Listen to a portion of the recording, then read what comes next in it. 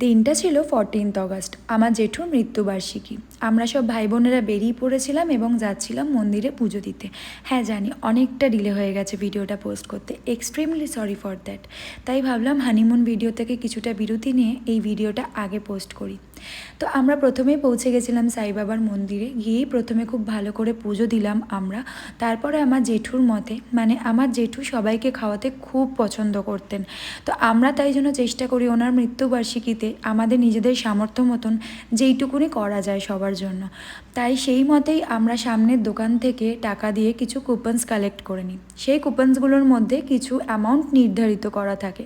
তারপরে এই কুপনসগুলো আমরা সবাইকে দিয়ে দিই এবং তারা সেই দোকানে গিয়ে ওই কুপনগুলো জমা দিয়ে নিজেদের ইচ্ছা মতন এবং নিজেদের পছন্দসই খাবার সেই দোকান থেকে নিতে পারেন। তো এটাই হয় আমাদের প্রচেষ্টা প্রত্যেকবারেই। তো এইটুকুনি ছিল আজকের ভিডিওটা। চলো দেখা হচ্ছে নেক্সট ভিডিওতে।